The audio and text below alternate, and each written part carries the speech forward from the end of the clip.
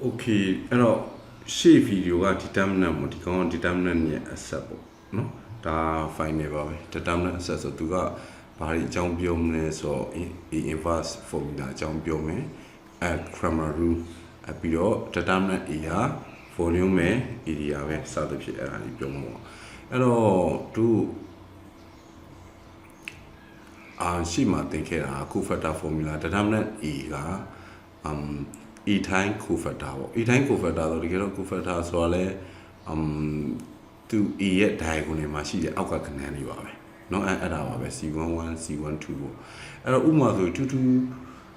square metric inverse go shamas with ABC here that do the TV Dave. 1 by 80 minus BC, that I'm near Kufata. No, Kufata, let's share in Yandu, Babu Lesro. To do metric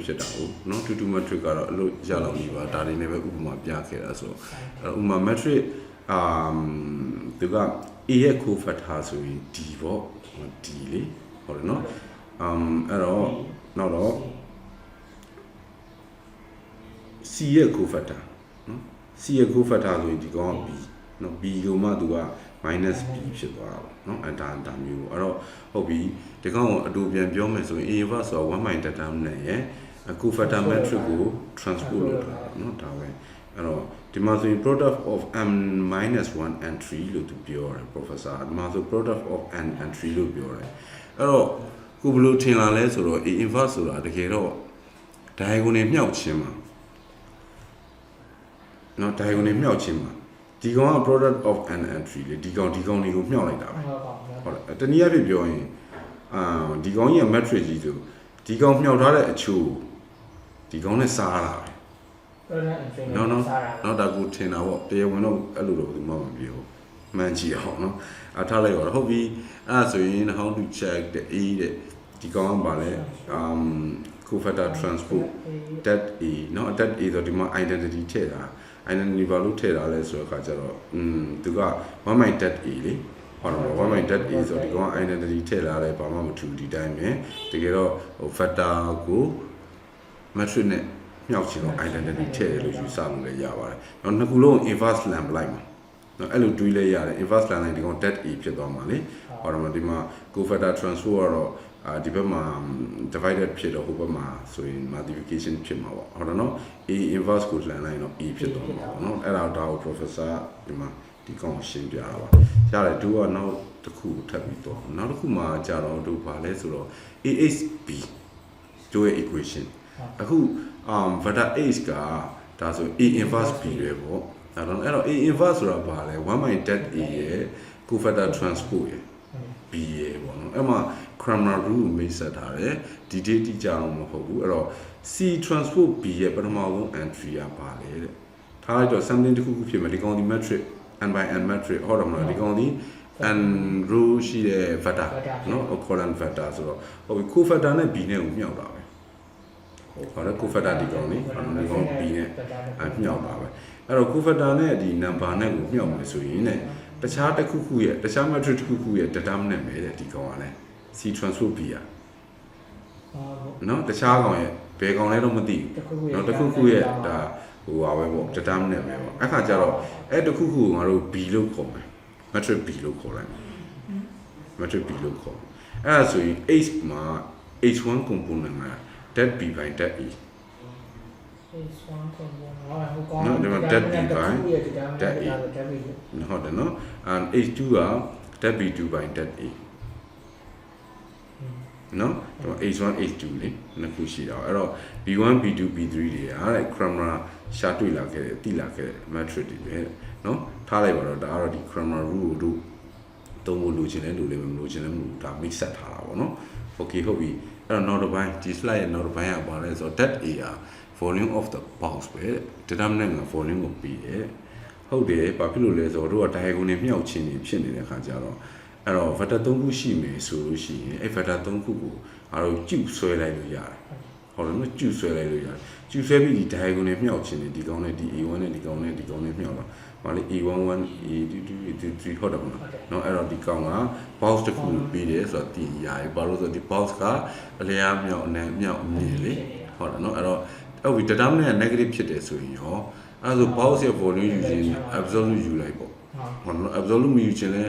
ဘယ်ဘက်ချမ်းမှာရှိတယ်လို့ယူဆလဲရတယ်ပဲဒါ axis တစ်ခုခုဒီ negative ဖြစ်နေလို့ဟုတ်တယ်နော် negative ဖြစ်တာပေါ့နော် okay ဟုတ်ပြီ A က identity matrix ဆိုရင်ရော volume ကဘယ်လောက်လဲthat one identity ရဲ့ဟုတ်တယ်အဲ့တော့ဒါဆိုရင် unit ကျုပ်ကလေးပေါ့ဟုတ်တယ်နော် unit ကျုပ်ပေါ့ and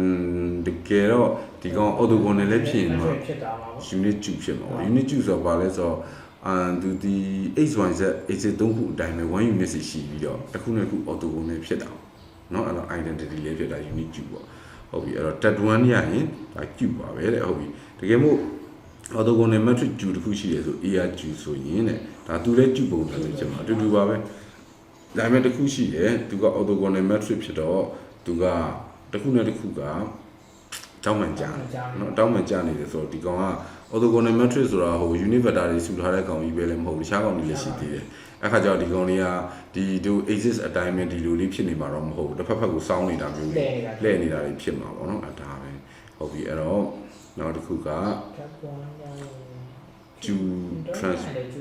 to transpose နဲ့ to နဲ့ရတဲ့ identity ပဲရအဲ့တော့ determinant ရှာရင်ဒီကောင်1ပဲရမှာဟုတ်တယ်နော်ဒါဆိုရင်တော့ that to နဲ့ that to transpose နဲ့နော်determinant to transpose နဲ့ဒါ determinant to နဲ့ပေါ့နော်အဲ့ဒါဆိုရင်ဒီကောင် square တင်တာလဲ1ပဲရမှာပဲပေါ့နော်ဒါပဲဟုတ်ပြီဒါက cube case ပေါ့ cube case ဆိုတော့ဒါကောင်က3 dimension ဖြစ်နေလို့နော်အဲ့တော့ non cube case တဲ့ rectangular cube ဒီမှာဆိုရင်ဥပမာcube တွေနဲ့ပတ်သက်လို့နောက်တစ်ချက်က cube ရဲ့အနာတစ်ခုခုကနှစ်ဆသွားမယ်ဆိုရင် volume ကလည်းနှစ်ဆဖြစ်သွားမှာဘာလို့အလျားနဲ့အနေနဲ့မြင့်မြောက်ထားတာကိုပြောင်းသွားနော်ဒါ intuition အရသွားတာဒါပေမဲ့အဲ့ဒါကိုတို့ကြည့်ခဲ့ပြီးဘယ်မှာလဲဆိုတော့ property 3A မှာကြည့်ခဲ့ဟုတ်တယ်နော်ဒီမှာအနာကိုတကူခုတူးသွားတယ်ဆိုတာ determinant ကိုဒီ2ထက်တိုးတာရှေ့ကတည်းကခုနကမြောက်လိုက်တာအဲ့တော့နှစ်ဆတိုးတယ်ဆိုတော့ဒီမှာ2နဲ့မြောက်လိုက်တာပဲပေါ့နော်အဲဒါဒီရှေ့ရ property တွေပဲဟုတ်ပြီဒါဆိုဒါ 2D case မှာဆိုရင် determinant က AD-BC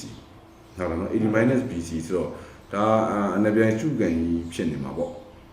ဟုတ်တယ်နော်အနေပြန်ကျုပ်ကန်အဲ့တော့ဒီ triangle လေးကိုလိုချင်တော့ half ပေါ့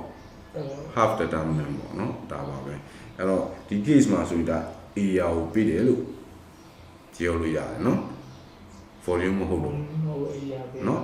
xyz မဟုတ်သူက2မျိုးပဲရှိတာဟုတ် xyz ပဲရှိတာနော်တရားနဲ့နဲ့မြောက်ပါဟုတ်ပြီခုန case ကတော့ဒါကတော့ origin ကပြတော့လွယ်တာပေါ့ဟုတ်တယ်မဟုတ်ဟိုကောင်က origin ကမဟုတ်ဘူးorigin မဟုတ်အလယ်မှာရှိတဲ့ကောင်ဘာဖြစ်လို့ triangle မှာလဲ vertex က3ခုရှိနေမှာပဲเนาะ h1 y1 h2 y2 h3 y3 ပေါ့เนาะအဲ့တော့ triangle formula ခုနတော့က half determinant ဆိုတော့ဟုတ်တယ်เนาะ determinant ကို half ယူလိုက်ရင်ကြာတာပေါ့သို့တော်လည်းပဲဒီမှာကြာတော့ h1 h2 မှန်တယ် point 3 point ဖြစ်နေတယ်ဟို1 point 2 point 3 point ရှိတာเนาะ h1 y1 ဒီ1 point h2 y2 ဒီ1 point h3 y3 ဒီ1 point ဒါပေမဲ့ square ဖြစ်အောင်111နေဖြစ်တာအဲ့က proof ကြည့်ရှင်တော့သူရဲ့စာအုပ်မှာရှိရဲတဲ့เนาะဒါဆိုဒီလောက် just for knowledge ဒီလောက်ဆိုရပါတယ်ဟုတ်ပြီအဲ့တော့formula A inverse ပြန်ပြောမယ်ဆို1 by that A cofactor transpose เนาะဒါပြောတာပေါ့ကိုဒီမှာအိန္ဒိယနီးလေးတွေကိုကြည့်ထားတယ်လွယ်အောင်လို့အဲ့ဟာလေးထည့်ပြရင်ဒါလက်တွေ့တွေ့တာပူလွယ်သွားအောင်လို့ပေါ့နော်အဲ့ professor စီကတော့ theory ပဲယူလိုက်တယ်အဲ့တော့ဒီ cofactor transpose ကိုတစ်ခါလေး adjoint လို့လည်းခေါ်တယ်နော် adjoint လို့ခေါ်တယ်ဟုတ်ပြီဥပမာဆိုလို့ရှိရင်adjoint of A က cofactor transpose နော်ဒါပဲဟုတ်ပြီအဲ့တော့ transpose of C11 C12 cofactor တွေနော်ဒီကောင်တွေက C21 C22 ပေါ့ဟုတ်ပြီအဲ့ဒါဆိုရင်တို့ဒီ2ရဲ့ transpose ကိုရှာကြည့်အောင် sorry 2ရဲ့cofactor ကိုရှာကြည့်အောင် cofactor ကိုရှာကြည့်မယ်ဆိုဘာလဲဆိုဘာရှိလဲ3ပဲရှိတာပေါ့နော်3ပဲ plus minus ကလည်းခုနလိုယူဆိုင် -1 ကို i + j power နဲ့ယူဆလဲရတယ်ဟုတ်တယ်နော်ဒါက rule နဲ့ column နဲ့ပေါင်းချင်းပေါ့နော်ဒါဟိုရှေ့ရဟာနဲ့အတူတူပါပဲနော်သင်္ချာနီးရရေးတဲ့ပုံစံလေးပြောင်းသွားတာတခုပါပဲအဲ့တော့5ကို cofactor ကျူးမယ်ဆိုရင်5ဒီ1ဒါပေမဲ့ဒီကောင်က1 row 2 column ဆိုတော့3ဆိုတော့-1 3 class ဆိုတော့minus ဆိုတော့-1 1ရဲ့ cofactor ဒီလည်း-5ပါပဲနော်-5ပဲ3ရဲ့ cofactor ကတော့2ပေါ့နော်2 row 2 column ဆို4ရအဲ့တော့ cofactor တွေ transpose လုပ်မယ်3 -1 -5 2ရအဲ့တော့ transpose လုပ်ရင်ဒီကောင်ရအဲ့ဒါတို့သုံးနေတဲ့ cofactor transpose ဆိုတာဒါပဲတနည်းအားဖြင့်ပြောရင် adjoint เนาะ1 minus that e နဲ့ adjoint နဲ့မြောက်ရင် inverse ရတယ်ပေါ့ဒါပဲဟုတ်ပြီအဲ့တော့ဒီ cofactor ကိုဒီလိုရှာလို့ရတယ်လို့ဒီဘက်ကအိန္ဒိယဆရာရဲ့ပြထားတဲ့နည်းလမ်းနဲ့လည်းရှာလို့ရတယ်ဒီနည်းလမ်းတော့ဘူးကောင်းတယ်ဘာမှာ adjoint of e ဆိုရင်3 matrix တစ်ခုရှိရဆိုပါစို့3 matrix တစ်ခုရှိရင်3 matrix တစ်ခုရှိရင်နောက်ထပ်တစ် row သူပြန်ရေးတယ်နောက်ထပ်တစ် row သူပြန်ရေးတယ်ဟုတ်တယ်နော်ပြီးတဲ့ခါကျရင်ဒီအပေါ်တစ် row သူပြန်ရေးမယ် second row သူပြန်ရေးမယ်နော်ပြီးလို့ရှိရင် oricon နဲ့ first row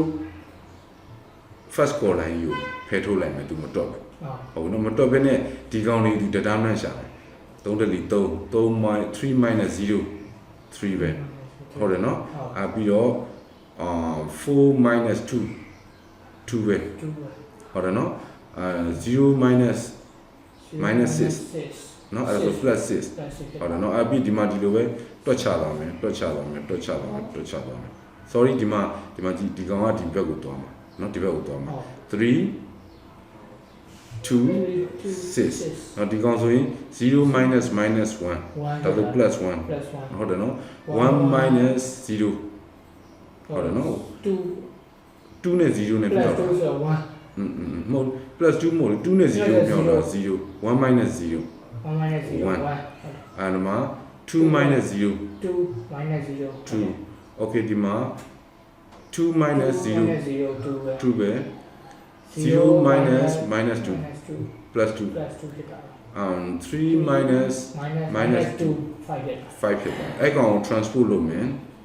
326 112 225 adjoint of e ပဲတနည်းအားဖြင့်တို့လိုချင်တဲ့ cofactor transpose နော်ဒါ professor နီးတဲ့မှာတော့မပါဘူးလွယ်တဲ့နည်းကိုတွားယူလိုက်တာနည်းနည်းတွားလွယ်သွားအောင်နော် okay အဲ့ဆိုရင် adjoint ရှာလို့ရပြီဟုတ်ပြီ determinant အောင်ရှာရအောင် determinant နဲ့တွားတာအရင်ခက်တယ်နော်တွားတာအရင်ခက်ဆို matrix ကြီးလိုက်ရင်ခက်တယ်အဲ့တော့ဘာမှလုပ်နေနဲ့ plus sign တွေ minus sign တွေတိုင်းတွေတန်းတွေ row column တွေပေါင်းနေတယ်အဲ့တော့ဒီမှာ diagonal နောက်ထပ်နှစ် column vector နှစ်ခုထပ်ရေးလိုက်တယ် horizontal ရင်ထပ်ရေးလိုက်တယ်ဟုတ်နော်ထပ်ရေးတယ်ပြန်ယူလိုက်တယ်ရေးပြီးကဲ diagonal သုံးလုံးတွဲတွေစပြီးဆွဲတော့မယ်အဲ့တော့1 3 1မြောက်3ပဲ0ပါတော့0ပဲဒီကောင်က minus နဲ့4 minus 4 minus 4ပဲဟုတ်ပြီအဲ့ကောင်တွေအကုန်လုံးက plus ဒီကောင်တွေအကုန်လုံးက minus ဖြစ်မှာဒီကောင်0ပါတော့0ပဲမကြည့်တော့ကောင်လည်း0ပါ0မကြည့်တော့ဒီကောင်က2 minus 2 minus 2ပေါ့နော်ဟုတ်ပြီဒီကောင်တွေအကုန်လုံးနဲ့ဒီကောင်တွေနှုတ်ချပြလိုက်မယ်ဟုတ်တယ်နော်နှုတ်ချပြမယ်ဆိုတော့ဒီကောင်နဲ့3နဲ့4နဲ့ဆိုတော့ minus 4နဲ့ဆိုတော့ minus 1ပေါ့အဲ့ဒီကောင် minus sign minus 2 ဆိုတော့ plus 2နော် plus 2အဲ့ဒါဆိုရင် determinant 1ကဲဒီနည်းလမ်းကလည်းရှင်းသလားမင်းနဲ့ဟုတ်တယ်မအဲ့တော့အဓိကတော့ square matrix ဆိုတော့ square matrix ဆို plus minus တန်ဖိုးကအတူတူပဲဖြစ်တာမဟုတ်လို့သိရမလားအမှန်တော့ तू ကဒါကို plus ပဲယူသွားဒါလည်း plus ပဲယူသွားဒါလည်း plus ပဲယူသွားလာနောက်သုံးခုဒီကောင်လည်း minus ဒီကောင်လည်း minus ဒီကောင်လည်း minus ဆိုပြီးယူသွားတာပေါ့နော်အဲ့လိုတွတ်တော့နည်းနည်းလေးအဆင်ပြေတယ်ပေါ့နော်အဲ့ဒါလေးပါ okay အဲ့တော့ determinant ကတော့ရှေ့ကဟာနဲ့ပြန်ဆက်ပြီးတာဒီလောက်ပါပဲရှေ့ဗီဒီယိုမှာတော့သူ icon ကိုလေ့လာကြပါဦးနော်